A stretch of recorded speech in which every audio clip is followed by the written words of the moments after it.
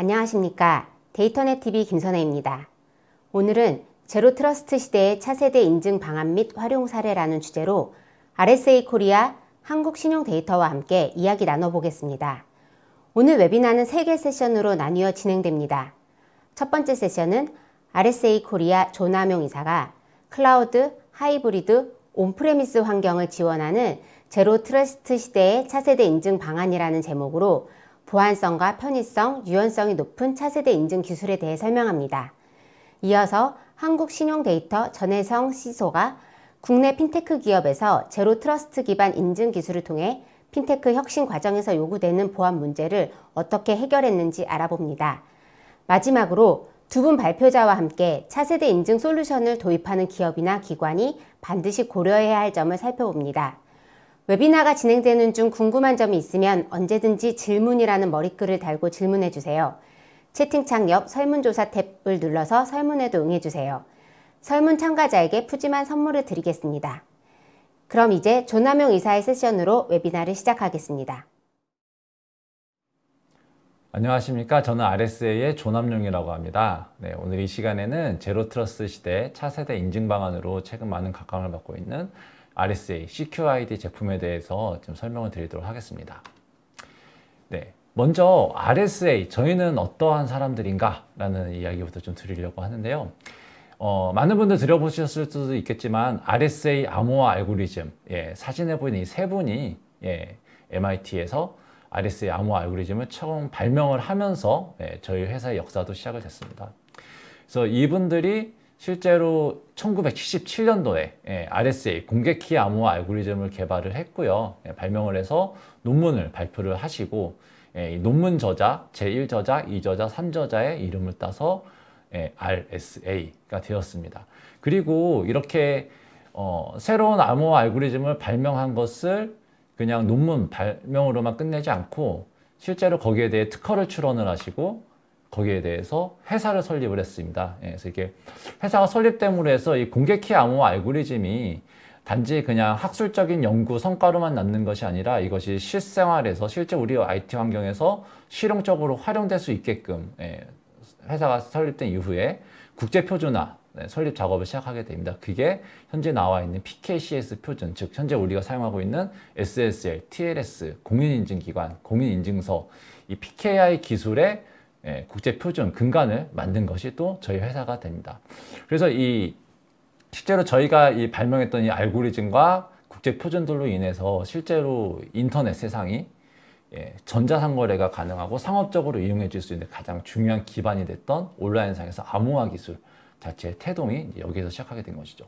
그리고 또 한 가지 굉장히 중요한 발명이 있는데요. 1985년도에 원타임 패스워드, 일회용 비밀번호라는 개념과 그것을 하기 위한 알고리즘 및 제품을 저희가 발명을 했습니다. 그래서 실제로 사용자 인증을 하기 위해서는 기존의 개인들이 알고 있던 패스워드를 암호를 서버로 전송을 시켜서 서버에서 맞는 값을 입력했는지를 확인함으로 해서 사용자 인증이 이루어졌는데요. 그렇게 되는 경우에는 이 개인들의 비밀번호 패스워드가 노출이 되면은 인증이 그대로 무력화가 돼버리는 문제가 있었습니다. 그래서 이러한 점을 보완하기 위해서 매번 서버로 어떤 비밀값을 보내면서도 서로 다른 값을 보내서 이 값이 노출되더라도 인증이 뚫리지 않게끔 하는 기술로 실제로 개인들이 어떤 특정한 비밀키 값을 하나 가지고 있고 그 비밀키과 현재 시간 값을 같이 묶어서 암호 알고리즘을 적용해서 나온 코드, 이게 일회용 비밀번호가 되는 것이죠. 이 일회용 비밀번호를 통해서 매번 일회용 비밀번호로 서버로 보내서 검증하게 만드는 방식을 썼기 때문에 실제로 사용자 인증 강화에 있어서 가장 현실적인 대안이 됐었던 것이고요.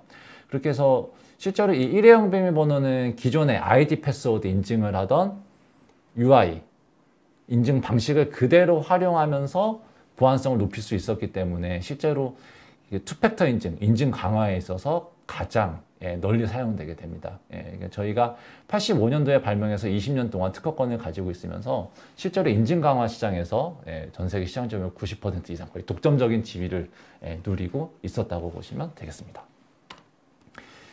그 뒤로 저희가 다양한 영역으로 사업을 확장을 시켜서 현재는 RSA 아처라는 리스크 관리 솔루션, 그리고 RSA Net Witness라는 실시간 침해 대응 솔루션, 그리고 Fraud and Risk Intelligence라고 하는 온라인 사기 방지 솔루션, 그리고 차세대 신원 보증 솔루션, CQID 솔루션, 이렇게 4가지 제품을 가진 사업 영역을 가지고 있고요. 그리고 저희가 RSA 리스크 프레임워크와 리스크 사이버 시큐리티 프랙티스 전문 컨설팅 서비스들도 함께 제공해 드리고 있는 회사라고 보시면 되겠습니다. 자, 그러면 본격적으로 인증에 관한 말씀을 좀 드려보려고 하는데요. 최근 들어서 제로 트러스트 환경이라는 것이 많은 관심을 받고 있습니다. 실제로 내부 운영 환경, 클라우드 환경의 시스템에 대해서 데이터 접근이 이제는 필요하게 됐고요. 사용자들이 데이터를 접근하는 디바이스도 예전에는 우리 회사에 출근해서 사무실에 있는 PC를 통해서 데이터에 접근을 한다면 지금은 PC, 모바일, 노트북, 다양한 디바이스를 통해서 시스템에 접근하게 됩니다. 즉, 이 디바이스가 다양해짐으로 해서 실질적으로 인증에 대한 중요성도 더 높아지는 것이고요. 특히나 최근에는 코로나로 인해서 사용자가 리소스에 접근해야 되는 장소도 출입 통제가 있는 회사 사무실 뿐만 아니라 집에서도, 카페에서도, 어디에서든 정보에 접근해서 일을 할 수 있는 환경이 됐습니다. 그렇게 된 경우에는 사용자 인증이라는 게 기존에는 우리 회사 직원이 출입증을 가지고 회사의 보안을 통과해서 사무실 자리까지 와서 리소스에 접근합니다. 즉, 굉장히 많은 단계를 이미 거쳐서 검증된 우리 직원이 정해진 장소에서 정보를 접근하는 것이기 때문에 인증을 조금 약하게 가져가더라도 괜찮을 수 있었죠. 하지만 이 직원분들이 집에서 혹은 카페에서, 외부에서 통제되지 않은 환경에서 개인이 가진 장비, 디바이스를 가지고 접근을 한다라고 했을 때는 이 인증이 뚫렸을 때 나올 수 있는 피해가 훨씬 더 커지는 것이죠. 그래서 이렇게 제로 트러스트 환경이 되면서 기존의 아이디 패스워드 기반의 인증을 뛰어넘는 새로운 인증 체계, 보다 강력한 인증 체계를 구현해야 되는 게 현재 IT의 새로운 숙제로 대두되고 있습니다. 그래서 기존에는 정해진 환경에서 PC를 통해서 혹은 VPN을 통해서 OTP를 통해서 접근을 했다면은 이제는 굉장히 다양한 클라우드 어플리케이션, 사스 어플리케이션 등등에 대해서 통합적인 인증 환경을 제공해야 되는 시대가 온 것이죠. 그래서 인증이라는 것도 단순하게 기술적 통제, 단일 데이터 기반으로 누군지 내가 알고 있는 그 사람이 맞는지를 확인하는 수준이었다면은 실제로 차세대 인증에서는 신원 보증, 사용자가 누구인가, 이 사용자를 어떻게 하면 확실히 식별할 수 있는가, 또한 상황에 따라서 내가 이 사용자를 식별하는 데 있어서 얼마나 많은 내용들을 확인해 볼 것인가, 패스워드만 확인해 볼 것인가, 아니면 뭐 일회용 비밀번호로 확인해 볼 것인가, 아니면 생체 인증을 요구할 것인가, 아니면 단순한 푸시 인증만을 할 것인가, 이러한 부분들이 같이 고려되어야 한다는 것이 또 현재 인증의 트렌드라고 말씀드리겠습니다. 그래서 거기에 대한 대안으로 저희는 CQID, MFA, 멀티팩터 어센티케이션 이라는 제품을 판매하고 있는데요. 이 멀티팩터 어센티케이션은 실제로 사용자, 기업의 내부 환경, 리소스에 대한 접근을 인증으로 보호하는 것뿐만 아니라 클라우드 서비스, 사스 서비스, 다양한 오피스 365라든지 워크데이, 세일스포스.com 혹은 지스케일러, 이런 다양한 사스 어플리케이션들에 대한 인증도 모두 다 하나의 단일화된 체계로 통일해서 할 수 있게 되어 있고요. 또 사용자를 인증을 할 때는 단순한 아이디 패스워드 인증에서부터 OTP 인증, 그리고 요새 많이 사용하시는 푸시 인증 뿐만 아니라 생체 인증, 다양한 인증 체계들을 사용하실 수 있도록 되어 있고, 또 실제로 접근하려는 대상이 얼마나 중요한 것이냐, 얼마나 많은 위험을 내포하고 있느냐에 따라서 이러한 다양한 인증 방식을 취사 선택해서 사용할 수 있는 체계를 제공해 드립니다. 그래서 실제로 이게 어떻게 동작하는지 간략하게 좀 그림으로 설명을 드려보도록 하겠습니다. 기본적으로 사용자가 회사 내부의 리소스를 접근을 할 때 여기에 대한 보호 조치로 저희 CQID, 저희 어센티케이션 매니저라는 인증 서버를 통해서 OTP 인증 등 수행할 수 있는 게 전통적으로 저희가 많이 해오던 사업이죠. 그런데 이 사용자가 회사 내부에 있든지 혹은 외부에 있든지 인 상황에서 우리 회사 외부에 있는, 우리 회사가 사용하고 있는 여러 가지 사스, 클라우드 환경에 접근을 하려고 합니다. 여기에 접근하는 것을 보호하기 위해서는 기존에 전통적으로 사용하던 기업 내부의 인증 서버가 인증을 대신해주는 이런 체계를 조금 더 넘어서서 저희 클라우드 기반의 Secured Access 클라우드 사스 서비스를 기반으로 해서 인증을 진행하고, 또 이 사스 서비스가 통합된 인증 체계를 제공하기 위해서 회사 내부에 있는 인증 서버와 서로 연계가 돼서 실제로 사용자는 하나의 인증 체계를 가지고 클라우드, 사스, 회사 내부를 모두 다 통일되게 관리하고 또 접근할 수 있는 체계를 제공해 드리는 것이죠. 그래서 실제로 이러한 인증이 어떠한 방식으로 동작하는지, 이것이 기존에 우리가 전통적으로 사용하던 패스워드나 혹은 OTP하고는 좀 다른 양상을 보이거든요. 그리고 그것에 따라서 우리가 고려해야 되는 보안 요건들도 좀 다릅니다. 그래서 어떻게 동작하는지 좀 설명을 드려보도록 하겠습니다. 기본적으로 OTP라는 것은 말이죠. 우리가 스마트폰에 혹은 하드웨어로 가지고 있는 OTP 생성 장치의 비밀키 값이 있고, 서버에도 동일한 비밀키 값이 있습니다. 그래서 이 OTP 생성 장치에서 생성해주는 이 비밀키 값을 서버로 전송하면 서버도 동일한 값을 생성해와서 맞으면 인증을 해주는 것이죠. 그런데 이 멀티팩터 어센티케이션이라는 것은 물론 OTP 기술도 같이 사용하기는 하지만 그 외의 방식에 대해서는 실제로 이 스마트폰에 있는 자체 인증 기능을 활용합니다. 이 스마트폰이 페이스 아이디가 있다면 페이스 아이디를, 이 스마트폰이 지문 인식기가 있다면 지문 인식을, 혹은 이 스마트폰이 네트워크 통신이 가능하기 때문에 푸시 알람, 통신이 가능한 푸시 알람 방식, 다양한 실제 이 스마트폰 자체의 기능들을 활용해서 인증을 한다는 것이 가장 큰 차이점이고요. 지금은 저희가 이 OTP 앱과 멀티팩터 인증 앱을 서로 별도로 제공하고 있는데, 이 두 가지 앱을 조만간 하나의 앱으로 통합해서 제공해 드릴 계획이 있습니다. 그럼 실제로 어떻게 인증이 벌어지는가? 사용자가 가장 먼저 보호된 리소스에 접근하려고 시도를 합니다. 그러면은 A라는 사용자가 B라는 리소스에 접근하려고 합니다라는 내용이 저희 클라우드 센터로 접근이 되죠. 그러면은 이 클라우드 센터에서는 그 A라는 사용자가 누군가, 어떤 권한을 가지고 있는가를 실제로 기업 내부에 설치되어 있는 서버로 서로 통신을 해서 이 사용자가 누구고 어떤 상태다, 접근할 수 있는 상태다 등등등을 최초로 확인을 합니다. 그런 다음에 실제로 그러면은 이 사람이 그 사람이 맞는가라는 인증을 수행하게 되는데요. 인증을 수행할 때는 이 클라우드 센터가 이 스마트폰에 설치되어 있는 멀티팩터 앱한테 인증을 해보라 라는 요청을 보냅니다. 이 당시에 이것이 OTP 요청일 수도 있고, 혹은 푸시를 보내서 푸시 인증을 하라는 요청일 수도 있고, 혹은 지문을 입력하세요, 혹은 페이스 인증을 해보세요 라는 걸 수도 있습니다. 그래서 해당 디바이스에서 사용자가 디바이스 자체적으로 가지고 있는 방식을 통해서 인증을 수행한 다음에 인증된 결과, 인증에 성공했습니다 라는 정보를 클라우드로 보내주면은 클라우드에서 해당 리소스에 접근할 수 있게끔 사스가 되면은 SAML이나 OIDC 등등의 연동을 통해서 해당 리소스에 접근할 수 있도록 하는 것이죠. 여기서 중요한 점은 기존의 ID 패스워드나 OTP와 가장 다른 점은, 기존의 ID 패스워드나 OTP는 실질적인 이 사람의 신원 확인은 서버가 했습니다. 사용자의 비밀 정보도 서버라 같이 가지고 있었죠. 그런데 MFA의 경우에는 실제 사용자가 누군지 확인하는 이 행위 자체를 스마트폰에다가 위임을 합니다. 그렇기 때문에 실제로 누군지 확인하는 일은 스마트폰이 위임하기 때문에 서버에는 지문 정보라든지 페이스 정보라든지 이런 정보들을 아예 가지고 있지를 않죠. 단지 등록된 스마트폰 정보만 있을 뿐입니다.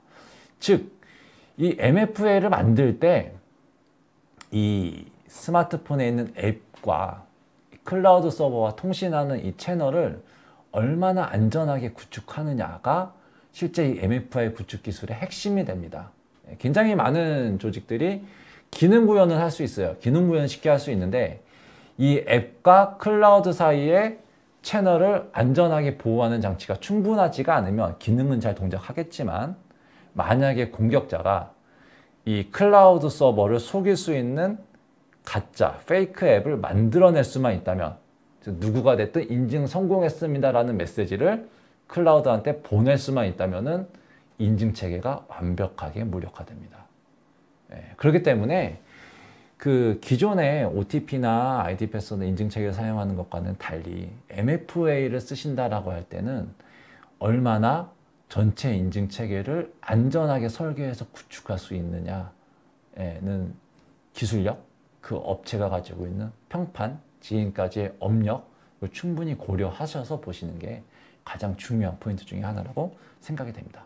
그 분야에 있어서 제가 앞부분에 굳이 저희 역사를 말씀드린 이유가 실제로 인증 시장에 있어서 저희 RSA는 전 세계에서 가장 많은 고객을 확보하고 있고 또한 가장 크리티컬한 환경, 예를 들어 뭐 미국의 펜타곤이라든지요, 방산업체 로키드 마틴이라든지요, 가장 높은 수준의 보안이 필요한 곳에서는 인증 체계는 반드시 저희 것만을 사용할 정도로 그렇게 인증 시장에서 가장 인정을 받고 있는 업체라고 말씀드릴 수가 있습니다. 그리고 저희가 사실상 인증 강화 시장에서 90% 이상의 점유율, 거의 독점적인 지위를 누리고 있었기 때문에 전 세계의 대부분의 어플리케이션들이 실제로 저희와 인증, 연동을 했습니다. 그래서 실질적으로 저희와 연동되어 있는 인증 업체들의 수는 가장 오래됐고 또 가장 많습니다. 저희는 이것을 RSA 레디 프로그램이라는 것을 통해서 상호 테스트, 검증을 통해서 서로 간에 제대로 연동이 된다라는 것들을 발급해드리고 있습니다. 그래서 사실상 인증에 있어서 디펙트 표준은 저희가 만들었다고 보셔도 좋습니다. 그래서 실제로 저희는 전 세계에 3만 개 이상의 고객을 가지고 있고요. 그리고 5천만 개 이상의 계정들을 보호를 하고 있고 전 세계 138개 국가에서 사용되고 있습니다. 전 세계 탑 20 매뉴팩처링 업체 중에서 20군데에서 그 다음에 전 세계 탑 20 전체 업체들 중에서 19군데에서 저희 제품을 사용하고 있을 정도로 실제로 가장 높은 수준의 보안이 필요한 곳에서는 저희 인증 체계를 쓰고 있다고 말씀드릴 수가 있고요. 저희 인증 솔루션은 전 세계, 그래서 좀 정리를 해드리면은 저희는 실제로 저희 제품이 전 세계적인 디펙트 표준이었기 때문에 실제로 저희 제품을 도입하셔서 어떤 솔루션과 연동을 기획하시더라도 이미 연동이 돼 있고 또한 그 편리하게 연동할 수 있는 인터페이스들을 제공해 드립니다. SAP, 오라클, VM웨어, 시스코, 오피스 365, SFDC, 컨커, 워크데이 등 다양한 온프렘 어플리케이션이든지 간에 클라우드 어플리케이션이든지 간에 모두 다 하나의 통일된 체계로 할 수 있고요. 또 연동 방식, SAML, 오픈아이디, 트러스티드 헤더, H 페더레이션, 다양한 인증 표준들을 또 제공을 합니다. 그리고 또 한 가지 정리해드리면 유연성인데요. 고객의 인프라 환경에 따라서 우리 조직에서는 100% SaaS 어플리케이션만 사용을 합니다. 그러면은 저희 인증도 SaaS only 인증 체계로 가져갈 수도 있고, 저희는 아직은 SaaS 도입을 하지 않았어요. 저희는 모든 시스템은 아직 온프렘으로 합니다. 그러면은 온프렘 전용의 인증 체계를 가져갈 수도 있고, 우리는 일부 SaaS 전향을 했고 아직 일부 온프렘 인증을 같이 섞어서 하이브리드 모델로 사용합니다 라고 하더라도 동일한 인증 제품으로, 하나의 제품으로 SaaS와 온프렘을 완전히 묶여서 사용하실 수가 있고요. 그리고 기존에 우리가 온프렘으로 지금은 사용하고 있지만 우리 제로 트러스트 전략에 따라서 향후에 우리 클라우드로 전향을 할 계획이 있습니다라고 할 때도 별도 라이센스 비용 추가 없이 기존 라이센스 그대로 이용해서 온프렘에서 클라우드로 자연스럽게 넘어갈 수 있도록 되어 있습니다. 그리고 저희 라이센스도 실제로 저희 소프트웨어 라이센스를 소유하시는 퍼페추얼 모델도 있고, 그리고 구독 모델로 서스크립션 기반의 모델도 있습니다. 또한 저희가 다양한 인증 디바이스들을 제공한다. 모바일 폰이라든지 태블릿, 데스크탑, 랩탑, 스마트워치 등 다양한 디바이스에서 저희 인증을 활용할 수 있는 체계를 제공해 드리고 있습니다. 여기까지가 제가 오늘 준비한 내용입니다. 감사합니다. 네, 안녕하십니까. 오늘 핀테크 회사의 사스 서비스 MFA 활용 방안을 발표하게 된 한국신용데이터 정보보안팀 전혜성입니다. 오늘 본 발표에 앞서서 저희 회사에 대해 간략하게 소개하겠습니다. 저희 한국신용데이터는 소상공인들의 매출 관리해주는 캐시노트 서비스를 시작으로 현재 매출 관리, 그리고 금융 서비스, 인사 관리 등의 서비스를 제공해주고 있습니다. 그 외 소상공인 분들께서 사업체를 운영하면서 꼭 필요로 한 서비스들을 구상하고 계획하고 제공함에 힘을 쓰고 있습니다. 네, 지금부터 본 발표를 진행하도록 하겠습니다. 네, 요즘 들어서 이제 계정 관리하고 그리고 2차 인증에 대해서 많이 중요성들이 높아지고 있는데요. 과거에 그 계정 탈취 공격들이 굉장히 많이 있었습니다. 과거에는 브루트포스 어택이라던가 아니면은 딕셔너리 어택이라고 불리는 계정 탈취가 많이 존재했었습니다. 그러면서 이제 국내 키사나 금융감독원 그리고 이제 OWASP에서 제공해주고 있는 계정 관리에 대한 리스트 그리고 행정안전부 등 다양한 보안 가이드 규정을 통해서 계정 탈취에 대한 시큐어 코딩 그리고 보안 체계 등의 수준이 향상되면서 과거의 브루트포싱이라던가 디셔너리 어택이 성공할 수 있는 웹사이트나 인프라가 굉장히 낮아졌습니다. 그러면서 2019년도와 2021년도 계정 탈취 사고들을 보았을 때는 요즘은 굉장히 많이 지능화돼서 기존의 정상적인 사이트들을 동일하게 만든 복제, 피싱 사이트들로 로그인을 유도하여서 계정을 탈취를 시도하는 공격들이 많이 일어나고 있습니다. 이런 것들은 이제 사회공학 기법을 이용한 것이고요. 제가 오늘 슬라이드에 첨부했던 이 두 개 하나의 기사와 그리고 그 가짜 네이버 페이지를 이렇게 첨부를 했는데요. 한 오래전은 아니지만 최근에 삼성전자 갤럭시 폰에서 해킹이 많이 일어났었고 유명한 연예인들도 이 공격을 통해서 계정이 유출되거나 이러한 피해들이 좀 있었습니다. 실제 유명한 그 연예인께서 카카오톡 메시지를 공유했을 때 어떻게 내 메일 주소를 알았냐, 어떻게 메일의 아이디 패스워드를 알았냐 이렇게 물어보는 것들이 있었는데 그런 페이지들을 만들어내는 거는 어렵지 않았다 이런 내용들을 보았을 때는 피싱 사이트에 이제 로그인을 유도하게 하지 않았나라는 생각이 듭니다. 그리고 요즘 중고나라 거래들을 많이 하고 계시는데요. 네이버 같은 경우에서도 요즘 피싱 사이트들을 유도하여서 로그인을 시키고 결제를 하게끔 하는 그런 방식으로 계정들을 많이 탈취하고 있습니다. 그래서 저희 같은 경우에서도 아이디 패스워드가 어떠한 상황에 의해서 탈취가 되더라도 저희 같은 경우에는 그 아이디 패스워드만 안다고 해서 로그인을 성공시키지 않게 하기 위해서 MFA 2차 인증을 할 수 있는 솔루션들을 도입하게 되었습니다.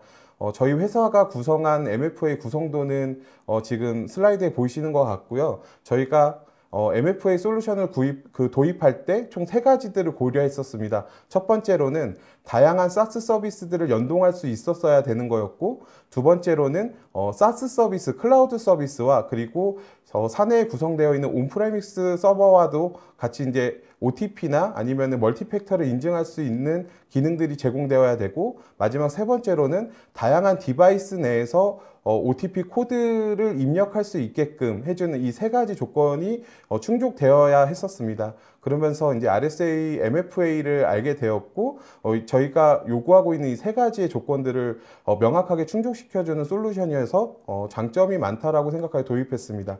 보시는 바와 같이 저희는 업무 목적상 SaaS 서비스, 다양한 SaaS 서비스들을 굉장히 많이 이용하고 있습니다. AWS에도 쓰고 있고 슬랙이라는 메신저들도 쓰고 있습니다. 현재 저희가 MFA를 잘 쓰기 위해서 다양한 고민들을 했었을 때 저희 내부에 통합 계정 서버를 만들게 되었고, 그리고 SaaS 서비스들하고 Azure AD라는 SSO 솔루션과 저희 내부에 있는 AD 서버, 통합 계정 서버와 연동을 하게 되었습니다. 그래서 저희 임직원들의 경우에는 SaaS 서비스를 로그인할 때 Azure AD로 SSO 인증을 하게끔 되어 있고, 두 번째로는 RSA MFA를 인증하게끔 설정이 되어 있습니다. 내부에서도 구성되어 있는 보안 솔루션의 경우에도 내부에 구성된 통합 서버의 계정으로 인증을 하고, 두 번째로는 RSA MFA의 레디우스 인증을 통해서 로그인을 할 수 있게끔 멀티팩터를 구성해 놨습니다. 그리고 로그인을 하거나 아니면 로그인을 실패했을 때, 아니면 로그인을 시도했을 때 이런 다양한 시도들이 있을 수 있는데요. 그런 부분들은 저희가 내부적으로 구성한 SIEM이라고 하는 그 보안 모니터링 솔루션으로 로그를 전송하여 실시간으로 로그인에 대한 이벤트들을 감지하고 있습니다. 네, 다음은 저희가 이제 Azure AD라고 하는 SSO와 그리고 MFA를 어떻게 잘 연동하여 활용하고 있는지를 보여드리겠습니다. 앞에 보이시는 화면 같은 경우에는 전체 지금 Azure AD에다가 그 다음에 다양한 SaaS 서비스 로그인을 연동한 것이고, 그리고 RSA MFA 로그인 인증 페이지를 연동한 화면입니다. 그리고 저희가 실제적으로 SaaS 서비스를 로그인을 하게 되면은 앞에 보시는 바와 같이 저희가 별도로 만든 로그인 페이지에 저희 통합 계정 솔루션과 연동되어 있는 계정을 입력하게 되고요. 계정을 입력하고 나서는 다음과 같이 이제 RSA OTP를 인증할 수 있는 멀티팩터를 인증할 수 있는 페이지로 리다이렉션 됩니다. 그 다음에 토큰을 입력하거나 아니면은 지문이라던가 아니면 FC 방식으로 본인이 인증한 거다라는 걸 인증을 하게 되면 정상적으로 SaaS 서비스를 이용할 수 있게 됩니다. 네, 다음은 그 계정뿐만 아니라 그리고 그 멀티팩터뿐만 아니라 저희가 함께 사용하면 더 좋은 솔루션들이 있어서 같이 MDM과 MAM을 사용하여서 계정 보안을 더욱더 향상시키고 있습니다. 그래서 로그인 할 수 있는 디바이스를 통제하고 있고, 로그인을 할 수 있는 그 IP를 제한하고 있습니다. 그래서 ID 패스워드를 정상적으로 로그인하고 그 다음에 MFA OTP 인증을 통해서 정상적으로 인증을 성공했더라도 허용된 디바이스가 아니거나 허용하는 IP 주소가 아닐 경우에 정상 사용자가 인증하더라도 통제를 하고 있습니다. 이 통제를 하게 된 이유는 저희가 코로나로 인하여 그리고 그 재택근무를 하게 되는데 어느 장비에서나 또는 개인 장비에서도 저희 시스템을 이용할 수 없게끔 하기 위해서 MDM과 MAM을 같이 사용하게 되었습니다. 계정 통합관리 솔루션과 그리고 MFA 그리고 MDM과 MAM을 함께 쓰신다면 계정 보안은 더욱더 향상시킬 수 있습니다. 네, 마지막은 이제 보안 모니터링인데요. 계정을 통합관리 시스템들 그리고 보안관리를 아무리 철저하게 잘 한다고 하더라도 행위가 어떻게 일어나는지, 그리고 권한자의 오남용, 그리고 솔루션에 대한 제로데이성 공격을 하고 있는지 아니면은 인증을 우회하고 있는지 등을 저희가 알 수 있으려면 그 행위들을 분석할 수 있는 시스템들이 있어야 되는데요. 앞서 MFA 구성도에서 말씀드렸던 것처럼 저희는 MFA OTP의 로그와 그리고 통합 계정의 로그와 그 다음에 SaaS 서비스를 이용하는 쪽의 로그와 그 다음에 Azure AD SSO 그 로그들을 모두 다 SIEM 장비에다가 연동을 했고, 내부에서 레디우스로 인증했을 때 탐지 이벤트, 그 다음에 Azure AD SSO 인증했을 때 탐지 이벤트들을 동일하게 이렇게 감지를 하여서 어떤 사용자가 어느 위치에서 어떤 방식으로 인증을 했는지 실시간으로 이렇게 모니터링을 하면서 권한의 오남용 그리고 외부로부터 들어오는 인증 시도 또 인증 우회에 대한 시도들을 실시간으로 감지하고 있습니다. 네, 저희가 지금 MFA 활용하는 방안에 대해서 발표를 여기까지 준비했고요. 네, 시청해 주셔서 감사합니다. 예, 두 분 발표 잘 들었습니다. 발표 중에 궁금한 게 몇 가지 있는데요. 우선 한국신용데이터 전혜성 시속계 질문을 드릴게요. 네. 한국신용데이터는 핀테크 스타트업이잖아요. 그래서 서비스의 혁신성이 아주 중요할 텐데 또 금융권에 속하기 때문에 또 지켜야 할 컴플라이언스 이슈도 굉장히 많잖아요. 네. 특히 클라우드나 뭐 이런 새로운 서비스를 사용할 때 고려해야 될 점이 굉장히 많은데 발표 내용 중에서 보니까 SaaS 애플리케이션을 적극적으로 사용한다 이렇게 말씀하셨거든요. 혹시 규제 준수 측면에서 SaaS 도입을 할 때 어려운 점은 없었나요?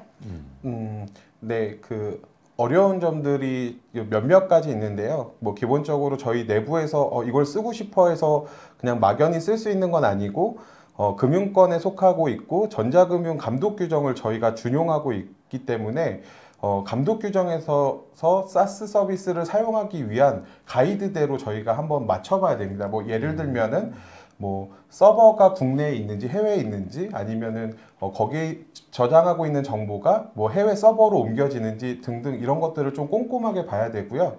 그리고 클라우드 컴퓨팅 시스템 안정성 평가라고 해서 각 그 서비스, 사스 서비스를 이용하려고 하는 기업들이 뭐 재무적으로 얼마만큼 안정적이고 그리고 정보 보안은 얼마만큼 잘 갖춰져 있는지 등등을 따져보는 것들을 해야 되고 그리고 이용하려고 하는 사스 서비스가 중요 서비스인지 또는 비중요 서비스인지 그리고 금융보안원에서 금융 클라우드 컴퓨팅 시스템 가이드대로 구성할 수 있는지 없는지들을 조금 더 구체적으로 따져보고 가능할 경우에만 저희가 좀 사용할 수 있습니다. 네. 그리고 또 MFA를 도입할 때 아주 중요하게 고려하신 점이 있을 것 같아요. 그리고 또 MFA는 또 여러 가지 경쟁사들도 있고 국내 기업도 있잖아요. 네. 그런데 많은 경쟁사 중에서 RSA의 CQID를 선택한 이유가 특별히 있으실 것 같은데 어떤가요? 네, 저희가 RSA CQID를 선택했던 이유가요. 원래 그 다른 제품들도 같이 검토했을 때 총 3가지를 봤습니다. 첫 번째로는 다양한 사스 서비스를 연동할 수 있는가. 그리고 두 번째로는 사스 서비스와 그리고 저희가 구성한 온프레미스 환경을 같이 사용할 수 있는가. 하이브리드 환경을 구성할 수 있는가. 마지막 세 번째로는 다양한 디바이스에서 토큰 인증을 할 수 있는가. 이 3가지를 가장 중요하게 생각했었는데요. 물론 국내에서도 훌륭한 기업들도 많고 RSA에 기본적으로 뭐 다양한 경쟁사들이 있지만 알고리즘의 시초였고 그리고 OTP를 처음 만들었던 회사이고 그러면서 이제 원래 이제 그런 기술력을 갖고 있었고 가장 잘 만든 회사고 저희 아무리 훌륭한 솔루션이라도 저희 회사의 인프라에 잘 맞지 않다면 저희가 적용하거나 제대로 이용할 수 없는데 뭐 훌륭하기도 훌륭하고 안정성도 뛰어나지만 저희가 원하는 3가지 요건도 충족하고 저희 인프라에도 잘 접목시킬 수 있었던 장점이 있어서 도입하게 됐습니다. 그러면 혹시 CQID를 구축하는 과정이나 사용 중에 어려웠던 점은 없으신지 아까 첫 번째 질문이 컴플라이언스 이슈였는데 네. 그런 부분들을 좀 맞추는데 어려운 점이 있었는지 이런 것도 좀 소개해 주시면 네. 저희 시청자분들한테 도움이 될 것 같아요. 네, 지금 MFA 같은 경우에는 그 RSA에서도 2가지 방식이 있는데요. MFA처럼 이제 그 공중망을 통해서 사스 서비스를 연동할 수 있는 방법이 있고 저희 회사 같은 경우에는 그 완전 폐쇄된 망이 있어요. 망분리된 폐쇄망이 있는데요. 여기에서 구성할 수 있는 그 RSA 별도의 그 CQID 별도 내부망용 서비스가 또 따로 있습니다. 솔루션이 있습니다. 네, 그러면서 처음에 이제 가장 어려웠던 점 같은 거를 말씀드리자면은 현재 저희가 MFA는 내부망에는 구성하지 않았고 외부망에만 구성되어 있다 보니까 내부망과 외부망을 같이 쓸 수 없는 조금 단점이 가장 조금 어려웠었고 그리고 두 번째로는 사용자 저희 고객이 아니라 그 임직원분들한테 앞으로 이제 ID 패스워드만 입력했을 때 또는 OTP를 추가로 입력했을 때 예를 들어서 자물쇠를 하나만 잠궜을 때와 2개를 계속 잠그게 하는 거를 좀 생활화하게 하는 게 좀 어려웠던 것 같습니다. 처음에는 안 쓰던 근육들을 계속 쓰게 하다 보니까 어려움이 있었지만 지금은 굉장히 많이 익숙해졌고 그리고 오히려 임직원분들이 더 좋아하시고 만약에 이제 뭐 본인들이 생각했을 때 조금 개정을 조금 더 이거는 더 중요한 시스템 같아서 좀 보완을 더 해줬으면 좋겠다라고 먼저 제안하시는 분들도 많아져서 네, 지금 전체적으로 저희 회사가 MFA 도입하고 나서 모든 임직원들이 보안에 대한 인식 수준이 높아진 게 가장 큰 효과라고 볼 수 있을 것 같습니다.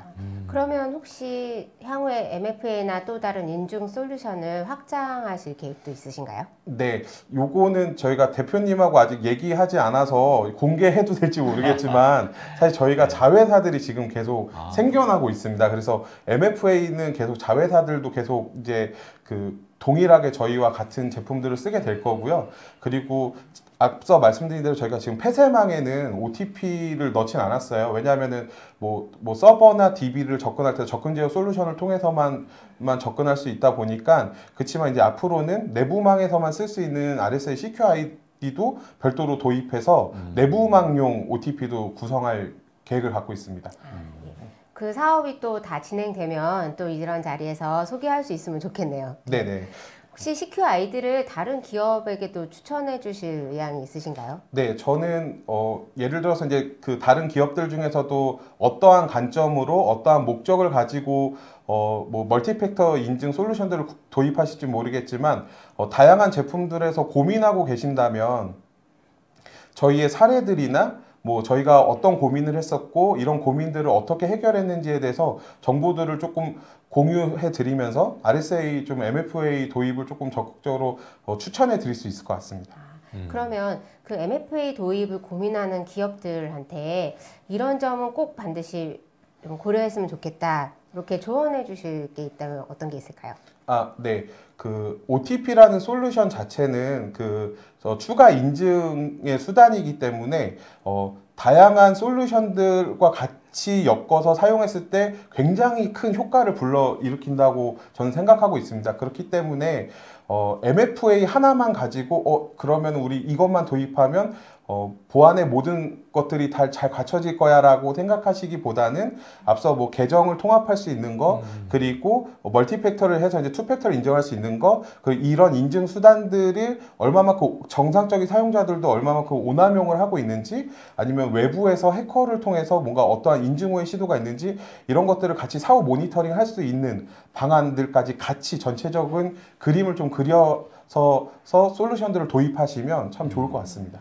예, 말씀 감사합니다. 네. 네, 조남용 이사님께 질문을 드릴게요. 네네. 발표하시는 중에서 네. MFA는 스마트폰을 이용한다고 하셨는데 네네. 스마트폰이 없는 사용자들도 있잖아요. 그럴 네네. 때는 어떻게 사용할 수 있나요? 스마트폰이 없는 경우에는, 그러니까 스마트폰이 있다는 것은 이 폰이 기본적으로 어느 곳에서나 네트워크에 접근할 수 있는 상태이다라는 게 MFA 기술의 가장 근본이기 때문에 기본적으로 MFA는 스마트폰 앱을 기반으로 동작을 하고요. 그런데 저희가 그 스마트폰이 없으신 경우에는 저희가 전통적으로 해오고 있던 OTP 인증 기술의 경우에는 실제로 인증을 하는 데 있어서 이 OTP 생성기가 외부와 통신할 필요가 전혀 없거든요. 그렇기 때문에 저희가 필요하신 경우에는 하드웨어 토큰 형태, 요새 인터넷 뱅킹 아주 많이 쓰죠. 하드웨어 토큰 형태의 토큰을 개인들에게 배포해 드릴 수도 있고요. 혹은 PC에다가 OTP 생성 어플리케이션을 설치하는 PC용 OTP도 있거든요. 그래서 설치해가지고 PC에서 인증을 수행할 수 있는, OTP를 생성해서 수행할 수 있는 이런 체계도 같이 통합해서 제공해 드릴 수 있습니다. 아무래도 우리나라에서 그 간편 인증을 많이 사용하면서 네네. 이렇게 아주 간단하게 뭐 페이스 아이디를 쓴다던가 네. 생체 그 지문 인식을 한다던가 이렇게 해서 네. 인증이 다 가능하니까 네. 추가로 어떤 하드웨어를 갖고 있거나 이런 네. 뭐 복잡하게 입력을 한다거나 이런 거를 좀 불편해해서 네. 그런 부분들을 좀 고민을 할 것 같아요. 또 네. 추가 인증이라고 한다면 아이디 패스워드 외에 또 다른 한 번의 이 절차를 더 거쳐야 되는 거잖아요. 그렇죠. 그래서 아무래도 편리함이 가장 중요하게 될 것 같은데 네. 그렇다고 해서 또 보안을 고려하지 않을 수도 없잖아요. 네. 그래서 이런 부분들은 아마 뭐 핀테크 기업이나 금융기관뿐만 아니라 다른 뭐 공공기관도 그렇고 일반 엔터프라이즈에서도 많이 고민을 할 텐데 네. 이런 부분들을 어떻게 해결하는 게 좋은지 좀 이렇게 좋은 대안을 좀 설명해 주실 수 있을까요? 네, 그 어려운 이야기입니다. 그러니까 뭐냐면은요, 그 기업에서는 어떻게든 생산성, 업무의 효율성을 위해서 최대한 편리한 방식을 도입하고 싶어 합니다. 그런데 보안의 관점에서는 이러한 생산성이 조금 희생되더라도 좀 더 안전한 방법을 수행하도록 하기를 원하죠. 이 부분은 기업 내에서 비즈니스를 드라이브하는 조직과 보안을 드라이브하는 조직 사이에 계속 접점을 찾아가야 하는 부분이거든요. 이게 어려운 부분인데 거기에 대해서 먼저 기업에서는 그 우리 조직에 대한 인증 전략, 우리한테 어떠한 업무들이 있고 이 업무들이 우리한테 각각 어느 만큼 중요하고 위험한지에 대한 우선순위, 그리고 거기에 따라서 우리가 이런 정도 수준 이상이 되는 곳에서는 좀 더 강력한 인증, 그리고 이런 정도 수준의 정보가 있는 곳에서는 조금 더 편리한 인증, 이런 식의 여러 가지 방안들을 가지고, 어차피 MFA라는 것 자체가 다양한 인증 방식을 지원하잖아요. 뭐 원타임 패스워드도 있지만 뭐 아주 간단한 푸시도 있고 생체 인증도 있고 그렇기 때문에 각각 그 우리가 접속하려는 대상에 따라서 우리가 어느 정도 수준의 인증을 요청할 것인지에 대한 전략의 수립, 그리고 이게 실제로 우리 비즈니스를 드라이브하는 데 있어서 우리 직원들의 생산성을 해치지 않는 수준의 가장 효과적인 접점을 찾아나가는 것, 이 부분이 가장 중요하다고 생각이 됩니다. 예. 그런 점에서 봤을 때 아마 오늘 발표하신 한국신용데이터의 사례가 아주 성공적으로 좀 시작한 사례일 것 같은데요. 네, 맞습니다. 또 한국신용데이터도 이번 사례뿐만 아니라 앞으로 더 확장하실 계획도 있다고 하시니까 네. 그런 부분들도 잘 참고하면 좋을 것 같아요. 네. 그리고 또 한국신용데이터뿐만 아니라 또 다른 산업군에서도 여러 성공 사례가 있잖아요. 네. 혹시 고객들이 참고할 만한 또 다른 사례를 소개해 주실 수 있을까요? 가장 기본적으로 저희가 이제 예전부터 수십 년 전부터 OTP 사업을 해왔고, 이제 최근에 이제 스마트 오피스나 클라우드 환경에 맞춰서 MFA 새롭게 출시해서 이제 가고 있는데요. 가장 전통적으로는 이 OTP의 경우에는 기업의 내부 리소스 보호, 가장 기본적으로는 그룹웨어를 접근하는 분들에 대한 인증을 OTP로 인증 강화를 하는 케이스가 굉장히 많았고요. 그리고 거기에 추가로 해가지고 서버 관리자들이 서버에 접근할 때, 기존에는 루트 계정을 다 같이 비밀번호를 알고 있고 뭐 이런 상황이었다면은 각자 자신들의 계정을 따로 만들고 OTP 인증해서 작업함으로 해가지고 그 개인들이 작업한 내용에 대해서도 어느 정도 접근 통제 그리고 책임 추적성을 더 강화하는 부분들이 있었고요. 그리고 또 한 가지로는 원격 사용자들, VPN을 통해서 외부에서 우리 회사에 접근하는 부분을 OTP로 보호하는 게 또 굉장히 많은 케이스들이고, 또 한 가지로는 이제 버추얼 데스크탑, VDI 하는 경우에도 예전에는 기본적으로 우리가 피지컬한 하드웨어를 씁니다. PC나 노트, 이건 제 소유지 않습니까? 그 사람이 가지고 있다는 것 정도는 최소한의 보완이 되면서 그 다음에 내가 이 PC에 로그인을 한다이지만, 버추얼 데스크탑은 원격에서 나의 데스크탑, 가상화된 데스크탑에 접근하는 것이기 때문에 인증에 대한 요구가 훨씬 더 높아지거든요. 그래서 VDI, 버추얼 데스크탑을 하시는 곳에서 데스크탑 인증에 대한 부분을 보호하기 위해서 또 하는 경우도 굉장히 많았고요. 특히나 최근에는 그 코로나 사태가 벌어졌을 때, 저희 시큐어ID 솔루션이 그 어마어마한 주문 폭주를 겪었습니다. 왜냐면은 기존에 이 사무실에 출근해서 일하시던 분들도 코로나 상황에서 모두 다 재택 전환하는 순간 전 직원 VPN 사용이라든가 전 직원 원격 접근을 해야 되는데, 그 경우에도 기존처럼 아이디 패스워드 인증할 수는 없었거든요. 그래서 예를 들면은 A라는 회사는 우리는 VPN 사용자 뭐 100명, 200명에게만 OTP를 주거나 MFA를 통해서 인증 강화를 해왔었다면, 코로나 상황에서 전 직원 대상 확장 이런 식의 주문이 굉장히 많았어요. 그래서 그때 당시에 작년 초 정도 됐었을까요?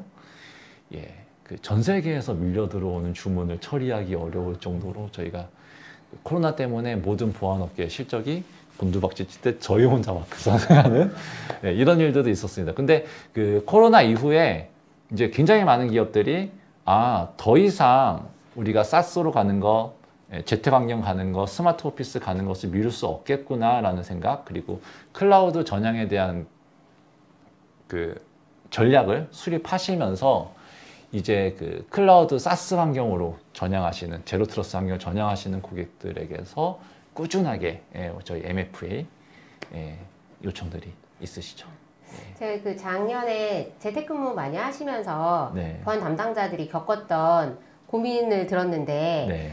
이제 회사에서 노트북을 나눠주잖아요. 네. 집에서 일하다가 이제 잠깐 자리를 비웠을 때 자녀들이 거기에 게임 설정하고 VPN 설정해서 다른 나라에서 접속하는 것처럼 해서 네. 접속 막히고 다시 풀어주고 이러느라고 보안 담당자들 굉장히 힘들었다고 하시더라고요. 네. 그럴 때 이제 물론 그렇게 VPN 잘못 써서 막히고 이러면 안 되지만 MFA를 이용해서 조금 더 안전하게 접속을 할 수 있으면 조금 더 생산성을 높일 수 있지 않을까 하는 생각도 드는데, 맞습니다. 혹시 그런 사례도 있나요? 아, 그거는 좀 다른 얘기인가요? 네, 그 실제로 저희 고객분들 집에서 어떤 일이 벌어진지 저희가 알기가 쉽진 않아요. 예. 그렇죠. 예. 예, 그리고 이제 마지막 질문인데요. 네. MFA나 뭐 또 다른 차세대 인증 솔루션을 도입하려고 하는 고객들한테 네. 좀 조언을 해주신다면 어떤 게 있을까요?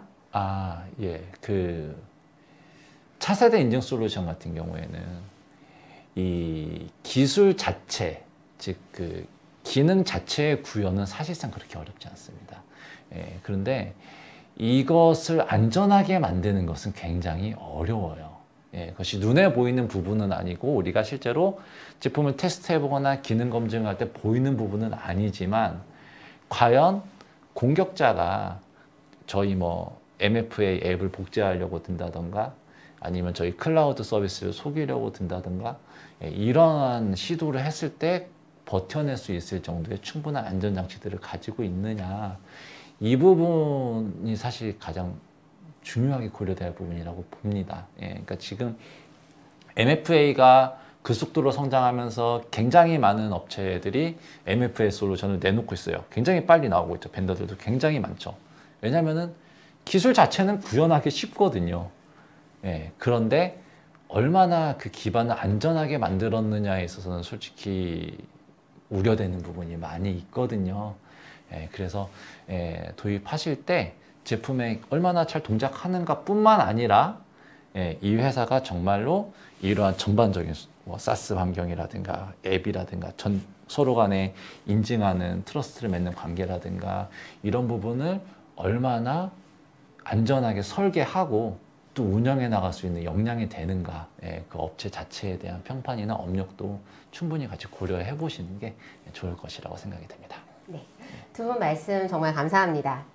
코로나로 인해서 비대면 업무가 늘어나면서 간편 인증 서비스가 다양하게 제한되고 있는데요. 그러면서 반드시 보안 문제를 고려할 수밖에 없게 되는데, 편리하고 안전하면서 또 국내와 전 세계에서 가장 많은 사용자를 가진 MFA라면 믿고 도입할 수 있을 것 같습니다.